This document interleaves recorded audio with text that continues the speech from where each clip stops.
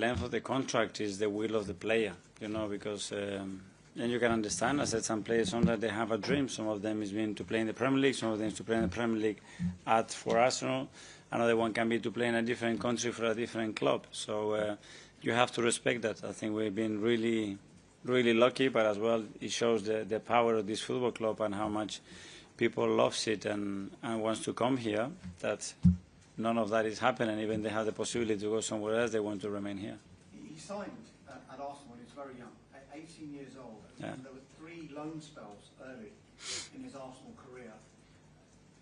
Were you always convinced that William Saliba was going to become the player that we see today? Well, I think it's a great example is to get what you want. There is not a single pathway. It can happen in various ways, in various manners, because when you talk about this pathway, you talk about loans. Within those loans, there were various reasons to those loans. There was a big injury as well that kept him for a long period of time away from football. Then when he was here, we had another serious injury. So it's a lot that has happened, a lot that Willie had to get through, and the club and myself with him as well, to get to the point where he is today. And that's the beauty of it, that sometimes things don't start the way you expected, but sometimes it's the best thing that can happen to you to get where you want to get. Just final one for me. Whenever I hear pundits and journalists talking about Arsenal, there's obviously a lot of noise outside the club. And one of the messages this season seems to be Arsenal have got no excuses. They've just got to go out there and do it. Are you aware of this noise? Do you pay attention to it? Or how do you block it out? Well, I'm aware the moment I step in this chair that what I want with this football club is to win major trophies. That's it. Nobody else has to put that line into us. That's the ambition, the first day, and the excuses. Yeah, they've never been part of my life. Thank you. James from CBS. Yeah. Hi, Mikel. I'd just like to get back to your first European tie as an Arsenal manager, which I'm sure you remember was against Olympiacos, and was quite dramatic. You have the last-minute goal against you, the last-minute goal that didn't come, and then quite dramatic days afterwards as well, and quite significant. In that time, are you thinking, what on earth have I let myself in for here? No, no, but that's the beauty of football as well. I think I perfectly remember when we scored the goal, then when we conceded the equalizer, the last chance that we have in the last second of the game as well to go through it. What happened after that as well, when COVID and everything hit. So yeah, part of the journey as well to get to where you is a good example like Willie. To get where you want to get, sometimes you have to go through moments that probably you didn't expect to go through. How did that strange sort of first year in the job change, or did it help you develop as a manager?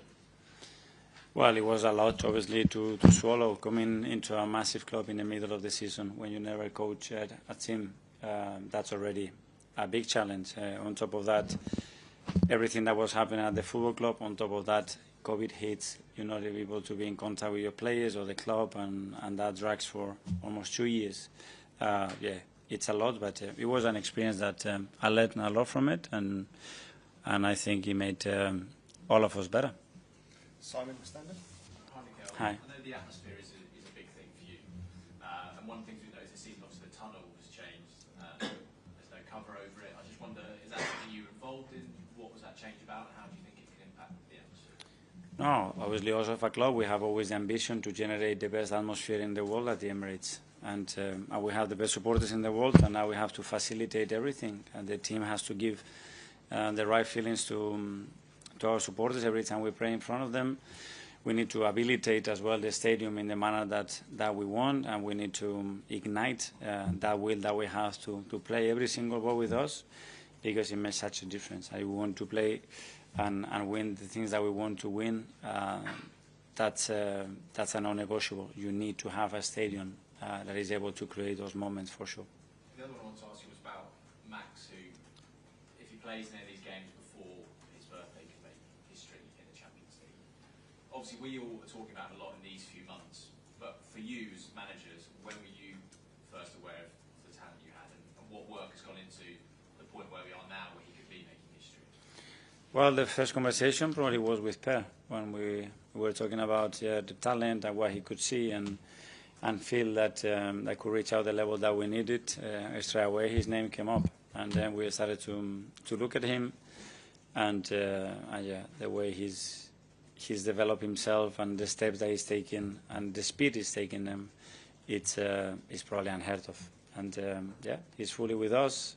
He's part of us. He trained with us, and he's got the same chances as anybody else. Can you remember what year that conversation was? I would say a year and a half, 2 years ago. James, Athletic. Hi, Mikel. Hi.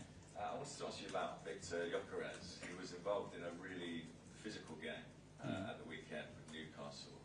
I just wondered, what was your assessment of how he stood up to that challenge, and where do you think that? What does that say about where he is in his adaptation? I loved it. I absolutely loved it how he took it.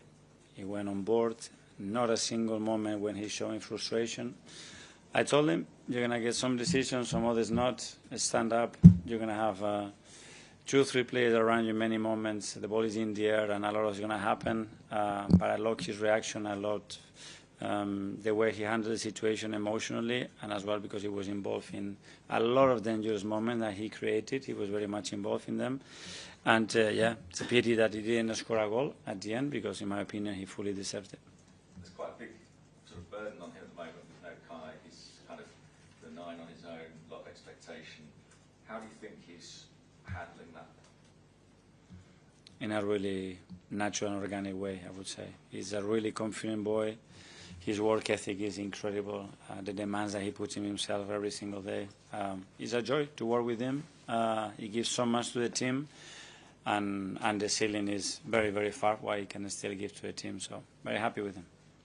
Harry, BBC Radio. Hi, Mikel. Hi. One of the things that people are most excited about is the volume of options that you have in the squad. On the weekend, we saw Edegaard playing a more central position, sort of close to the forward. What would you say he brings to the role that's maybe a little bit different to what Martin Odegaard does? Yeah, I think he's got this different quality, you know, that he does things that, you know, in the book they are unexpected. When you think he's going to turn right, he goes left. When he thinks that he's going to take another touch, he releases the ball. It's his vision. It's a player that can create those magic moments, and at some point he can steal the pot in a way that not many players can do. We are lucky that we have a few of those, but the more we put in central positions in those conditions, especially when he has threat around him, we play in his strengths. How would you say he's adapted to life at Arsenal? He's not been here that long. It feels like he's at home already. Very good. Well, personally, obviously, it's a very special character, someone really easy to get on with, super intelligent. I've been very impressed how quickly he picks things, the question he asks, and how smart he is just to navigate through a different environment.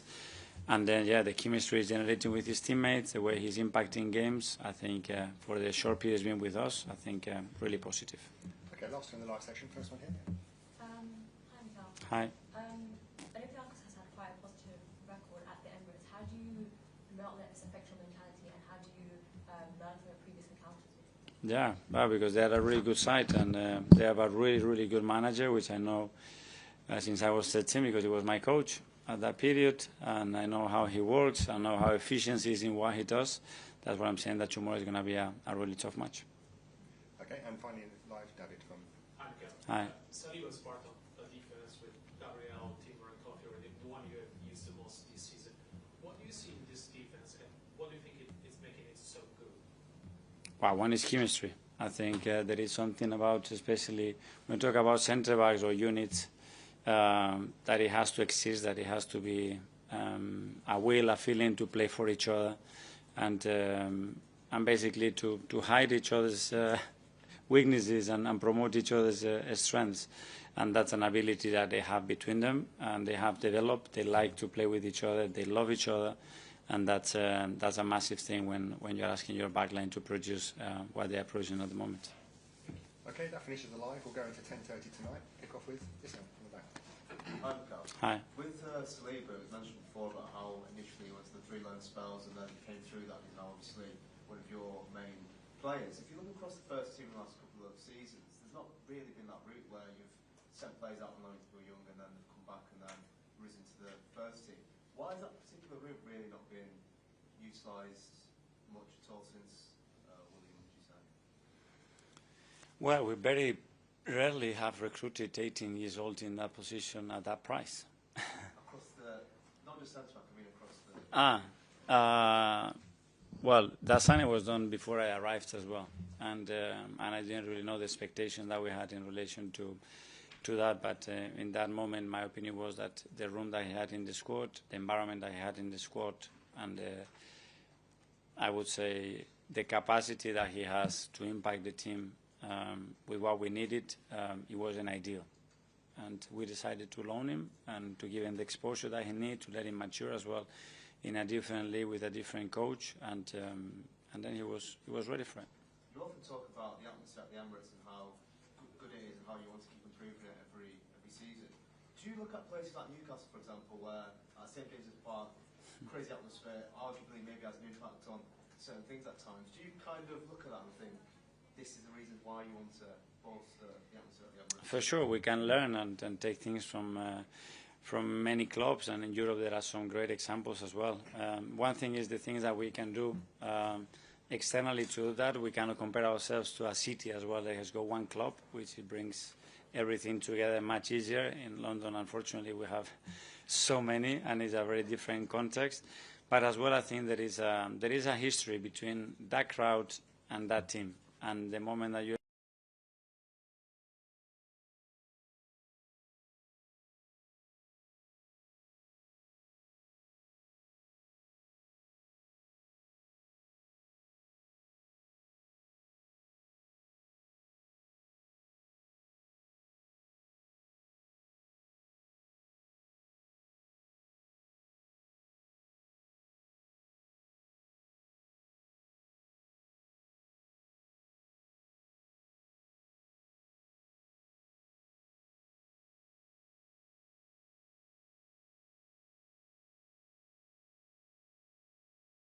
that's exactly what we need as a club. Obviously, me as a manager and everybody that works with them, that they feel that they have that sense of belonging, that they can continue the job.